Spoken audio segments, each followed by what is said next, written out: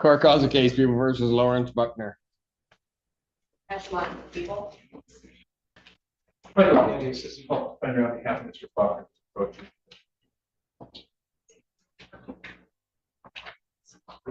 Your name, sir? All right. Your Honor, so, obviously we're here for a public cause conference. I have a chance to speak to prosecutor Mr. Buckner. I think we'd like to set this matter for their examination. There's currently two steps for April 20th for the accommodate that date. April 20th? 22nd. 22nd. Who are those before? Judge Washington. Okay, the 22nd is the date I'd give in any event. Those are set already before. Yeah, okay. I know one is fine. The other one is Mr. Johnson's case. I believe it's all the They're both set with Washington. People don't have any objection to that. No, we'll try for that date, Your Honor. All right. Preliminary examination in person, April 22nd, 2025, 9 a.m. before Judge Washington. You may. Yeah, Mr. Buckner's here. He's not a flight risk in any way.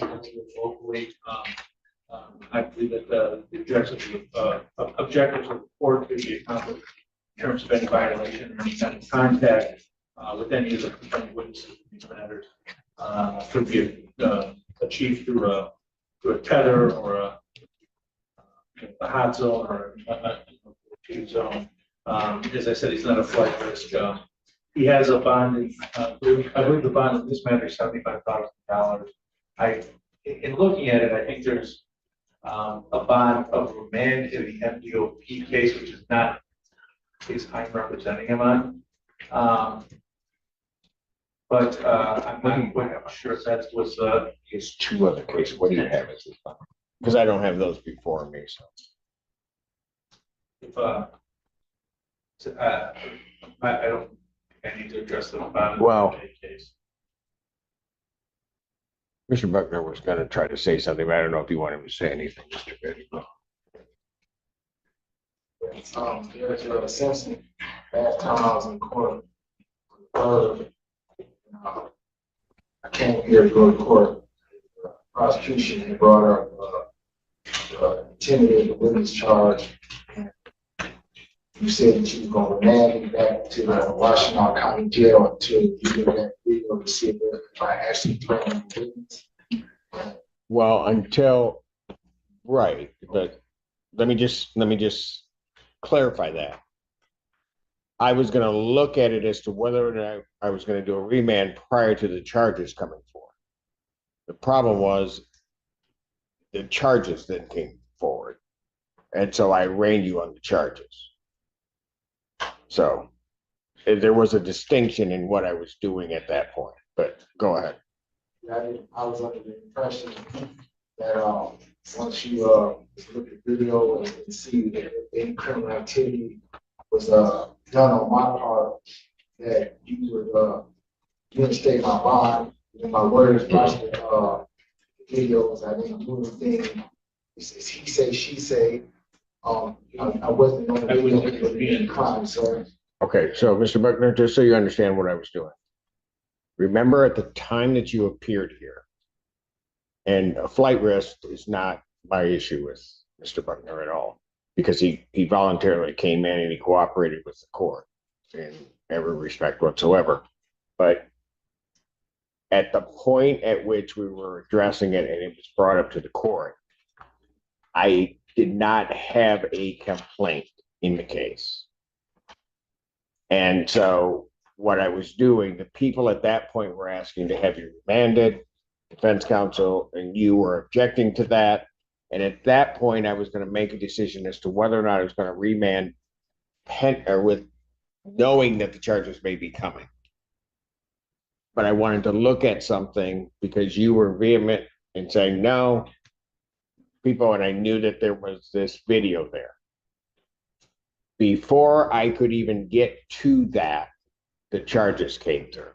And so then at that point, you were arraigned on the charges themselves. So there was at least some determination, although minimal, that the actions occurred because the charges had come forward. Okay.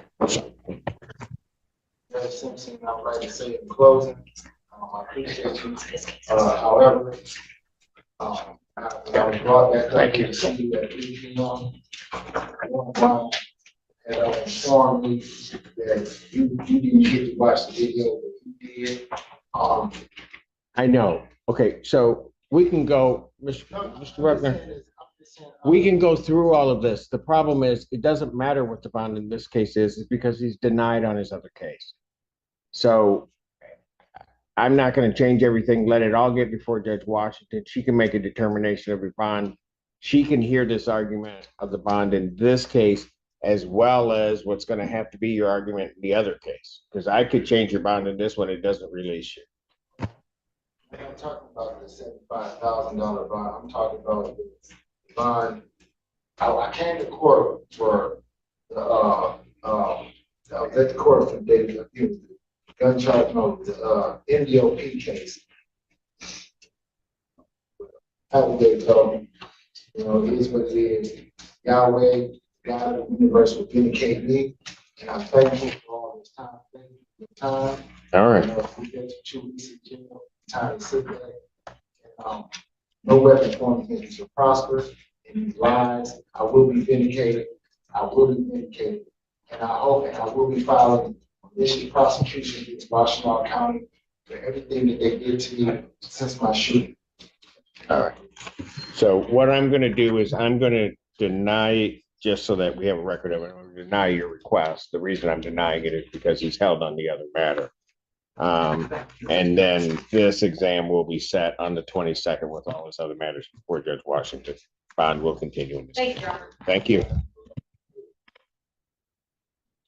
Hey, Mr. Gardner, that's where the problem comes in. Just walk out quietly or go out quietly, please. I've been that for 60 some odd years. I get it. I don't know. I was just focusing on the whole hard to be or whatever. And I was going to ask Feaster and Lauren for their opinion. Oh, okay. All right. I'm just asking. All right. I didn't know. That's called the cases of the people versus Matthew Fitzgerald, 2 cases. And good morning, Your Honor. Robert Allen, on behalf of Fitzgerald, in case 507. Okay, wait for a second. Oh, no, saunter up. We'll wait. Your Honor, I want to start by thanking you for passing this case earlier, allowing us this time. All right. Have you seen the media corrections violation report? Yes, we have, Your Honor. You're doing on this today. Your Honor, as far as my case itself, I'm asking for an adjournment. I was disappointed yesterday, and there'll be time to obtain discovery. If you'd like us to address the violation, we can go right into that. Go ahead. So, Your Honor, the test on April 2nd was my client's first test. He also has a case out of Livonia that he actually tested for yesterday and tested clean. He says that he will test clean today. Do you have those results? We do not, Your Honor. I didn't have an opportunity to call Livonia. It's on-site substance abuse testing here in Washtenaw County. We can absolutely reach out to them. He states that he did not sign a release of information, but it seems like he was confused, Your Honor, because of his testing obligations in the Livonia matter. He didn't realize that he would have to be simultaneously testing. I told him that he could sign a release. How long has he been testing in Livonia? That was my second week. What was your second week? Yesterday. Yes, second test. I have his arraignment date is March 31st. I have a test on April 2nd with a report on April 9th that he's positive. He was instructed at the time of arraignment he's not supposed to be using drugs. He's positive for fentanyl, cocaine, opiates, and amphetamine.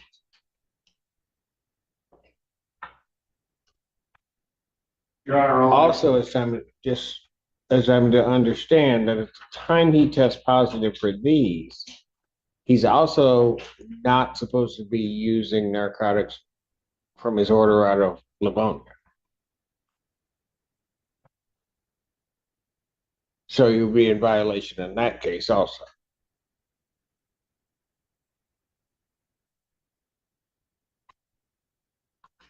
Go ahead. You wanted to say, Mr. Allen. Well, Your Honor, I think with his arraignment on the 31st, I do know I'm not a scientist, but we know that sometimes it takes some time for drugs to get through the human body and out of your system. And as I said, Is he going to tell me that he did not use after the 31st?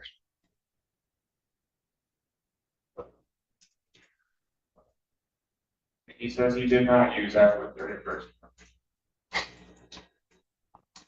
Again, the positive test was on the 2nd. When did he test in Livonia before that? I couldn't tell you the exact date, but it was around the same time. It's the second. Your Honor, if it helps to establish the timeline, Mr. Fitzgerald would have been arraigned on his OWI out of Livonia on February 4th of 2025. He then, his next appearance in that case was when he entered the plea on April 1st. I'm assuming that he was transferred there after being arrested on this matter, which obviously occurred the day or two prior to that. And controlled substance possession is obviously one of the charges here. So what makes me think if he was in violation of Livonia's order, said he's not going to be in violation of mine, because he is in violation of mine. This one. Your Honor, all I can ask is that you give him a chance to show you that he can follow your order. And Judge, I'd like to add also that, if we can, I don't know what the conditions, for his Livonia case would be, especially now that he has entered a plea. But I know that here, obviously, we've got outpatient treatment, we've got CCOP, we've got some inpatient options. Clearly, substance abuse is an issue at this point. He says that he has been trying his best. He reports that he would be clean today. We don't have the results from the other test yesterday, but hopefully those are also negative for any substances, Judge. So we ask that he might at least have the opportunity to get an evaluation or assessment to see if we can get him more into the treatment program. Anything else you want to say? Well, Your Honor, just that you give him a chance. Like I said, he's been, like co-counsel has said. Well, let's do this. You can get a release from him. I want those Livonia results because something's not quite adding up. He's,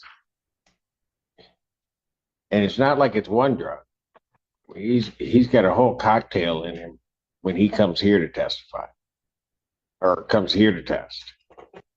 So I'll adjourn his probable cause conference to next week, the 17th, 2025 at 9 a.m. And I'll just say this, I also am not believing, given the basically shelf life of some of the drugs in his system, that he didn't use after I am not convinced that he didn't use after he was arraigned.